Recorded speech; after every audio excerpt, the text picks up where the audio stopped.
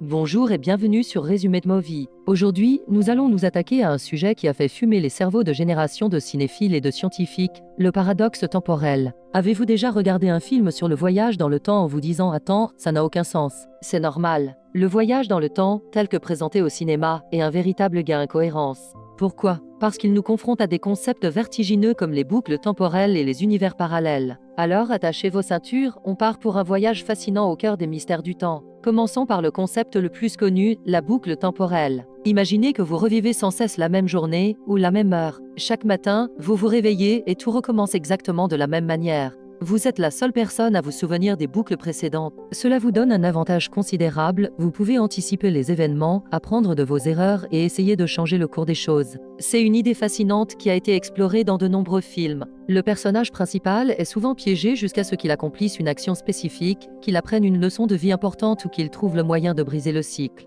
Mais même ce concept, en apparence simple, soulève des questions. Si chaque jour est une copie carbone du précédent, comment le changement est-il possible ? D'où vient l'énergie nécessaire pour réinitialiser l'univers chaque jour ? Les films éludent souvent ces questions en se concentrant sur l'expérience humaine du personnage piégé. C'est le drame personnel, l'apprentissage et la répétition qui deviennent le cœur de l'histoire, plus que la logique scientifique derrière la boucle elle-même. Ensuite, nous avons le concept encore plus complexe des univers parallèles, souvent appelé la théorie des mondes multiples. C'est une tentative de résoudre les paradoxes créés par le voyage dans le temps. Prenons le paradoxe le plus célèbre, le paradoxe du grand-père. Imaginez que vous voyagez dans le passé pour empêcher vos grands-parents de se rencontrer. S'ils ne se rencontrent pas, l'un de vos parents ne naît pas, et donc, vous ne naissez pas non plus. Mais si vous n'êtes jamais né, comment avez-vous pu voyager dans le passé pour commencer ? C'est une contradiction logique insoluble, un véritable casse-tête qui semble rendre le voyage dans le temps impossible. C'est là que la théorie des univers parallèles entre en jeu. Selon cette idée, lorsque vous voyagez dans le passé et que vous modifiez un événement, vous ne changez pas votre propre ligne temporelle. Au lieu de cela, vous créez une nouvelle branche, une nouvelle réalité, un univers parallèle où les choses se sont passées différemment. Dans cet univers, vos grands-parents ne se sont jamais rencontrés. Votre propre univers, celui d'où vous venez, reste intact. Vous existez toujours, car dans votre chronologie d'origine, vos grands-parents se sont bien rencontrés et vous êtes nés. Le voyageur temporel ne modifie donc pas son passé, il saute simplement d'une branche de la réalité à une autre. Chaque décision, chaque changement crée une infinité de nouveaux mondes. Cette théorie est très pratique pour les scénaristes car elle permet d'éviter les incohérences flagrantes. Le héros peut changer le passé sans risquer de s'effacer lui-même de l'existence.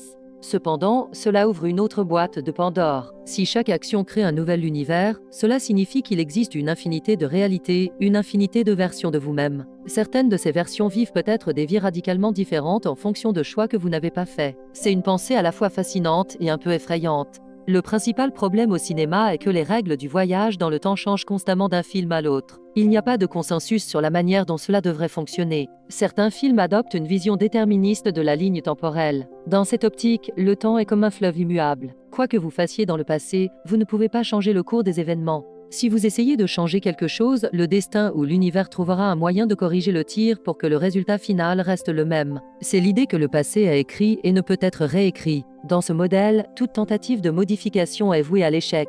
Pire encore, il se pourrait que votre voyage dans le passé soit précisément l'événement qui a provoqué ce que vous essayez d'empêcher. Vous devenez alors un agent involontaire du destin, piégé dans une boucle causale où le futur influence le passé et le passé détermine le futur. D'autres films choisissent une ligne temporelle malléable. Ici, le passé peut être changé, comme si l'on modelait de l'argile. Chaque modification a des répercussions directes sur le futur. C'est le fameux effet papillon. Un petit changement dans le passé, comme écraser une plante, peut avoir des conséquences énormes et imprévisibles des décennies plus tard. Ce modèle est dramatiquement très puissant. Il montre le danger et la responsabilité immense qui pèsent sur les épaules du voyageur temporel. Le moindre faux pas peut transformer un futur radieux en un cauchemar dystopique. Le problème de cette approche est qu'elle réintroduit le paradoxe du grand-père. Si vous changez le passé et que ce changement vous empêche de voyager dans le temps, comment le changement a-t-il pu avoir lieu ?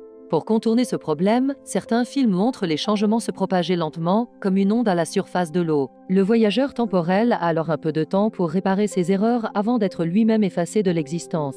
Mais pourquoi le temps se comporterait-il de cette manière ? Pourquoi accorderait-il un délai au voyageur ? C'est une astuce narrative, une règle inventée pour les besoins de l'histoire, qui n'a pas de véritable base logique. La vérité, c'est que le voyage dans le temps, tel qu'on l'imagine, heurte de plein fouet les lois de la physique que nous connaissons, notamment le principe de causalité. Ce principe fondamental stipule que la cause doit toujours précéder l'effet. Je lâche un objet cause, puis il tombe effet. Voyager dans le passé inverserait cet ordre, créant des situations où l'effet précède la cause. C'est pour cela que de nombreux physiciens sont sceptiques quant à la possibilité de voyager dans le passé. Le voyage vers le futur, en revanche, est théoriquement possible selon la théorie de la relativité d'Einstein. Mais le voyage vers le passé reste du domaine de la pure spéculation. Les films sur le voyage dans le temps ne sont donc pas des documentaires scientifiques. Ce sont des fables, des expériences de pensée qui utilisent le temps comme un outil pour explorer des thèmes humains. Il nous parle de regrets, de la volonté de corriger nos erreurs passées, de l'amour, du sacrifice et de la nature de notre propre identité. Le voyageur temporel est souvent une figure tragique. Il possède un pouvoir immense, celui de remodeler la réalité, mais il découvre rapidement que ce pouvoir est un fardeau. Chaque tentative pour améliorer les choses semble souvent les empirer. Il apprend à ses dépens qu'on ne peut pas jouer avec le temps sans en payer le prix. Les incohérences ne sont donc pas forcément un défaut, elles sont parfois le symptôme de la complexité du sujet. Elles nous forcent à réfléchir, à débattre et à imaginer nos propres théories. En fin de compte, le voyage dans le temps au cinéma est un miroir. Il reflète nos désirs les plus profonds, celui de revivre nos meilleurs moments, d'effacer nos pires erreurs et de savoir ce que l'avenir nous réserve.